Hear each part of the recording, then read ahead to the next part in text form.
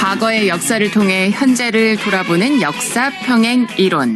날카로운 역사 인식으로 우리 사회를 분석하는 기자. 한국일보 김광원 기자 연결합니다. 안녕하세요. 안녕하십니까. 네. 어제 우리 지역으로 비가 내렸나 싶을 정도로 오늘은 너무 뜨겁습니다.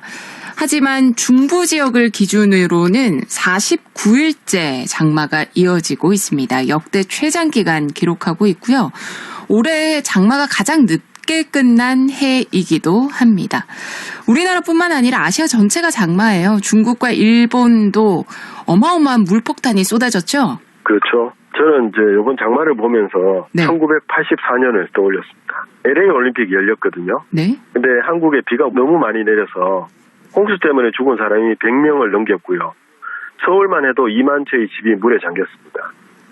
제가 아는 사학과 중에 아버지와 함께 27년 동안 경북 의성에서 개간 사업을 해가지고 네. 낙동강 주변을 개발했어요. 한 50만 평을 옥토로 만든 분이 있습니다. 네. 거기 사과나무를 심어가지고 70년대에 한 해 수익이 5억 원에 가까웠다고 하거든요. 70년대에? 예. 엄청난 돈이죠, 그 당시면. 예. 근데 그 농장이 1984년에 닥친 홍수로 강이 범람하면서 거의 다 유실됐다고 합니다.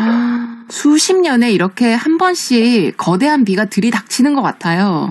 예. 인간이 정말 감당하기 힘들 정도의 비.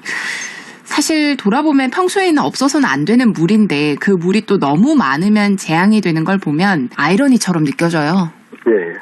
조선 후기에 무관으로 선산에 살았던 노상추라는 분이 있습니다. 네. 이분의 일기에 좀 특이한 기록이 있습니다. 일기를 읽어보면요. 네. 이곳 건답에 아직 물을 대지 못했는데 강물은 불었으니 참으로 지나치다고 하겠다.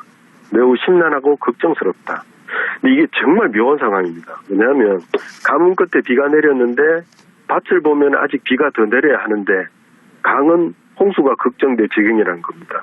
네. 그러니까 강 주변에 심어놓은 작물이 들려갈까 봐 걱정하는 거죠. 같은 지역에 같은 양의 비가 내렸는데 어떤 주민은 비가 더 왔으면 하는 바람이고 또 어떤 주민은 홍수 걱정을 하는 셈이네요. 그렇죠. 예.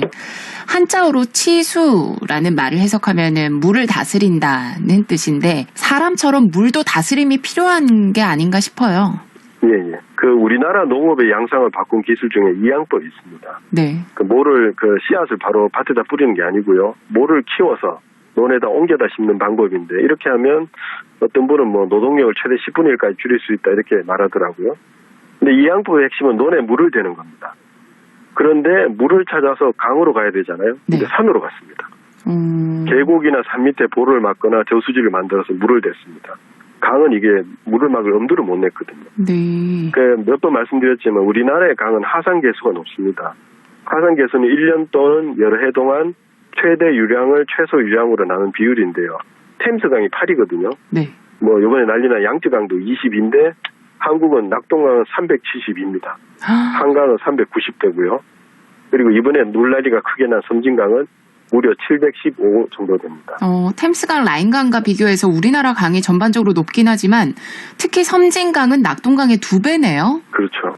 물을 잘 다스린 사례가 또 많이 있거든요. 그런 사례를 찾아보면 뜻밖의 경주의 채부잣집이 등장합니다. 네.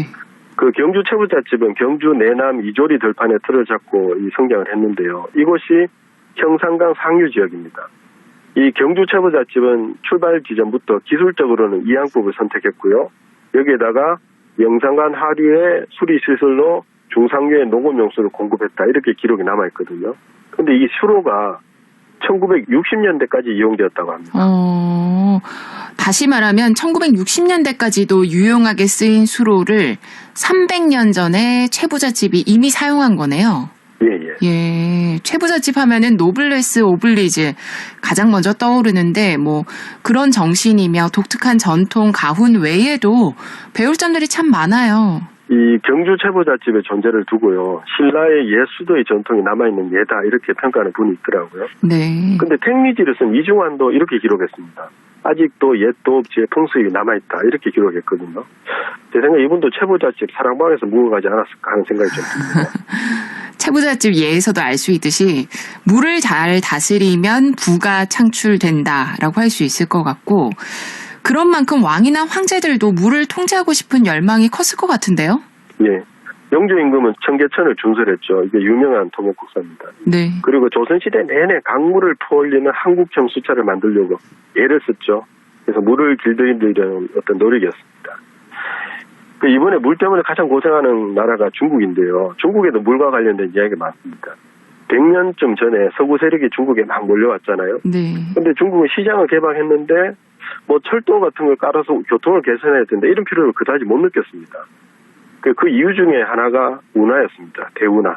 그걸로도 물자를 운반하는데 그 큰 불편이 없다. 절대 필요 없다 이런 생각했던 거죠. 중국 대운하는 유네스코 세계문화유산에도 등재돼 있잖아요. 그렇죠. 운하는 중국 북부 저장성의 항저우와 베이징까지 이렇게 연결되어 있거든요. 이게 네. 처음 지어질 때 말이 많았습니다.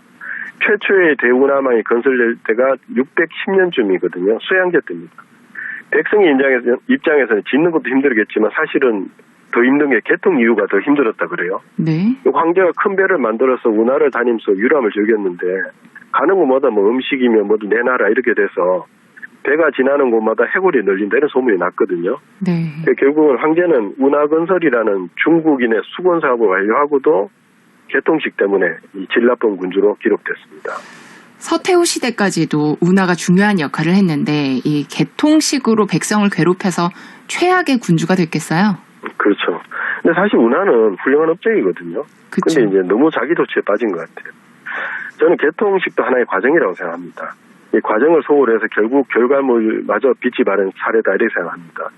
산샤댐도 이게 필요하거든요. 네. 엄밀히 말하면. 네. 근데 필요는 하지만 이 부실공사 의혹 때문에 불안한 거거든요. 그래서 목표도 좋지만 실행 과정도 그에 못지않게 중요하다 이렇게 생각할 수 있습니다.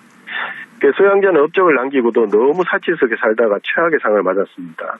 여기에 대해 후회를 좀 많이 했을 것 같아요. 그 바람에 어쨌든 가장 큰 피해는 운하가 입었다 이렇게 생각합니다. 네. 운하 자체는 훌륭했지만 한동안 방치됐거든요. 그래서 사람을 이용하느라 이 운하의 가치마저 폄훼된 게 아닌가 이런 생각이 듭니다. 치수, 물을 다스리는 것이 영원한 숙제지만 대운하를 건설하고 운영하는 데는 사람의 힘과 돈이 들어가잖아요. 그렇죠. 예, 그만큼 그 과정에 의견이 분분할 수밖에 없을 거라는 생각이 들어요. 어쩔 수 없는 논쟁이라고 생각합니다. 네. 우리나라는 4대강 부와 관련해서 감로들박이 이어지고 있죠. 네. 이 분명한 건 우리나라의 강은 정말 강이라고 부르기 힘들 정도로 계절별 강수량의 차이가 크고요. 그래서 활용도가 많이 떨어집니다. 위험하고요. 그런 만큼 치수를 어떻게 할 것이냐에 대한 논의는 앞으로도 격렬해졌으면 격렬해졌지 덜해지지는 않을 것입니다. 조선시대 속담 중에도 도랑치고 뭐 이런 말이 있잖아요. 도랑치는 걸 큰 미덕으로 알았고요. 그리고 아이들의 전통 놀이 중에 냇가에서 보 만들기 놀이라는 게 있거든요. 그 정도로 이제 치수는 중요한 문제였는데 인간이 그 비 오는 걸 조절하는 능력을 가지게 되지 않는 이상은 아마 치수는 영원한 숙제로 남을 것이다 이렇게 생각됩니다. 맞아요. 전 세계적으로 앞으로는 이렇게 큰 비 얼마든지 다시 올 수 있잖아요. 예. 올해 장마가 향후 물관리 정책을 만드는데 중요한 교훈 혹은 중요한 데이터가 됐으면 하는 바람입니다. 오늘 말씀 여기까지 듣겠습니다. 고맙습니다. 예, 감사합니다.